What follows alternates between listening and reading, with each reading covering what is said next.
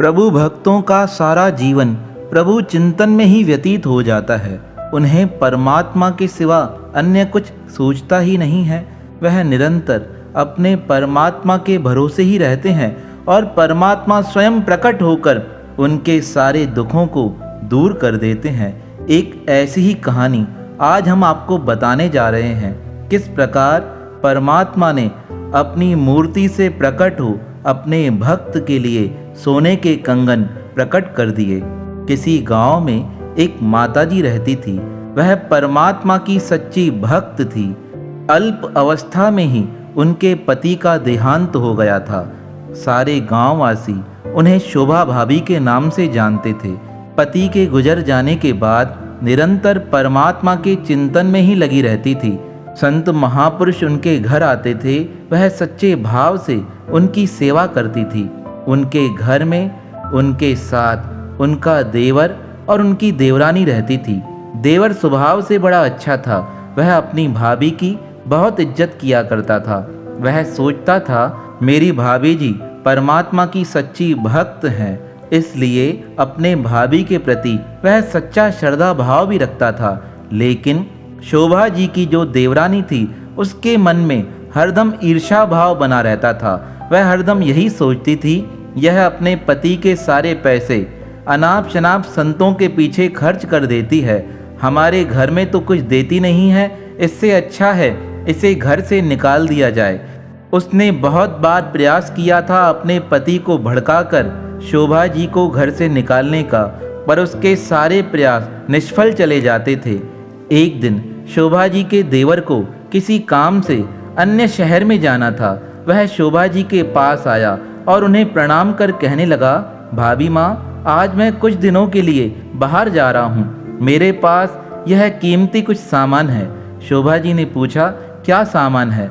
तब वह देवर बताने लगा, इसमें 2 सोने के कंगन हैं और थोड़े पैसे हैं। मैं इसे अपनी पत्नी के पास नहीं रख सकता हूँ, क्योंकि वह सारे पैसे अपने मायके भिजवा देती है और जब जीवन में दुख सुख आता है तो हमारे पास कुछ बचता नहीं है और मुझे अन्य किसी व्यक्ति पर विश्वास भी नहीं है। इसलिए मेरी इच्छा है मैं इसे धरोहर के रूप में आपके पास रख कर जाता हूँ।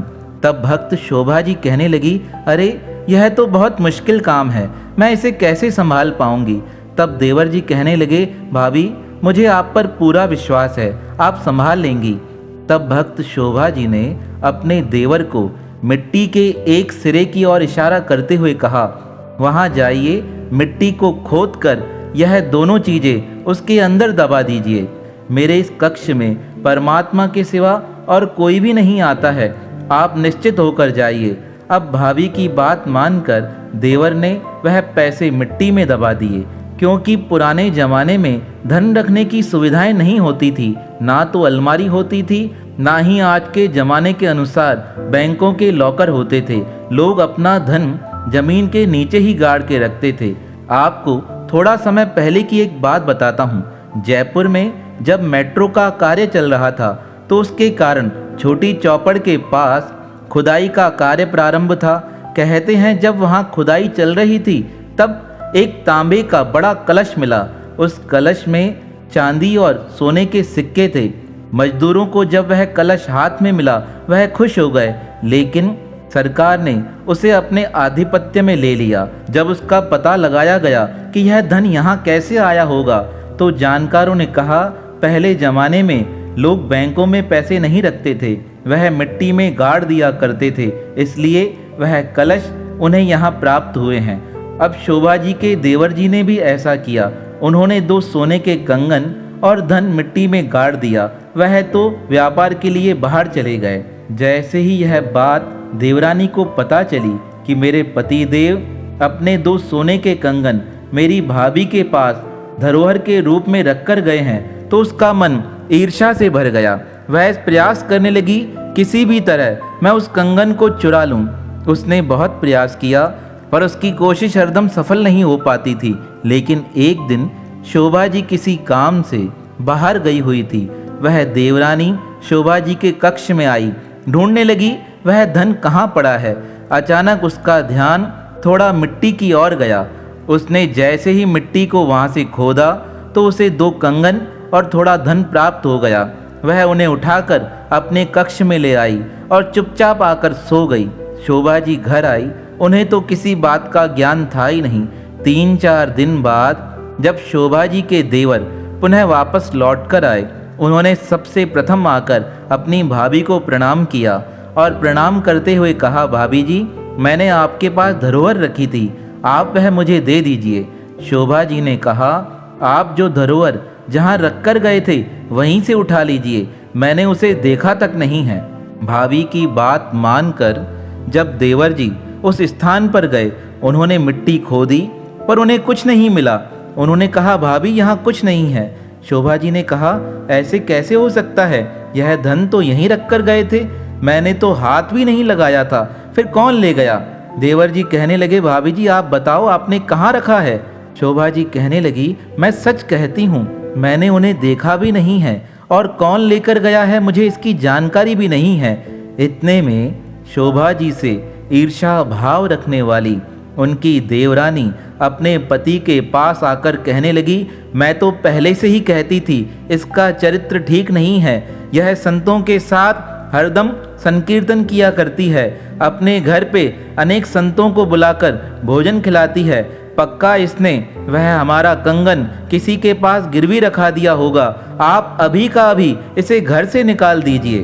अपनी पत्नी की बातें सुनकर शोभा जी के देवर को क्रोध तो आया, पर वह शांत हो गए, क्योंकि उन्हें पता था मेरी भाभी परमात्मा की सच्ची भक्त है, वह कभी भी मेरा धन चुरा नहीं सकती है। उन्होंने बड़े प्रेम से अपनी भाभी से कहा, भाभी आप कोशिश कीजिएगा, अगर मिल जाएं तो मुझे दीजिएगा। ऐसा कहकर उनका देवर अपने कक्ष में आ गया, पर देवरानी का बोलना कहाँ बंद होने वाला था, वह तो अनाप शनाप बोलती गई। अपनी देवरानी के शब्द शोभा जी को कांटों के समान चुभ रहे थे। वह रोते रोते परमात्मा के समीप जाकर प्रार्थना करने लगी और प्रार्थना करते करते शोभा जी को मूर्ति के समक्ष ही नींद आ गई। नींद आने से पहले शोभा जी ने परमात्मा से कहा, हे नाथ, आज आपने मेरे ऊपर यह मिथ्या आरोप लगवा दिया।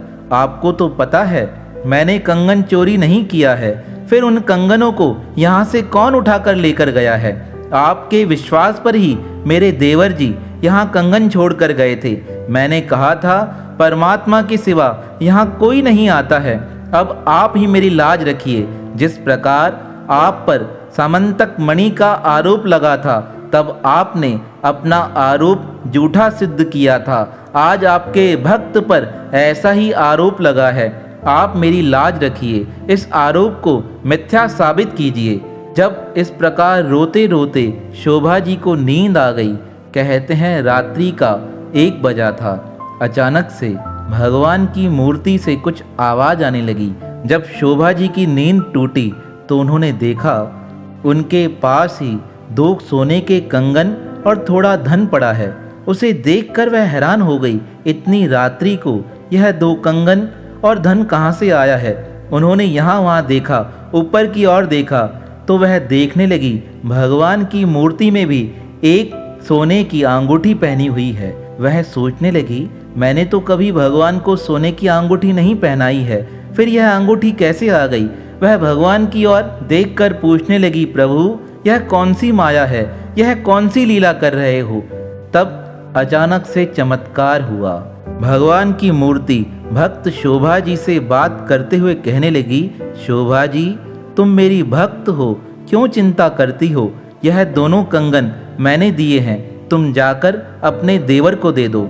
शोभा जी कहने लगी, हे नाथ, यह कंगन तो आपके हैं, मैं उन्हें कैसे दे सकती हूँ? तब भगवान ने कहा, मेरी आज्ञा मानो, यह कंगन उन्हें दे दो। प्रातः काल हुआ, शोभा जी ने अपने देवर जी को उठाया और जाकर कहा, तुम्हारे यह 2 कंगन हैं और यह तुम्हारा धन है, मैं तुम्हें देने आई हूँ।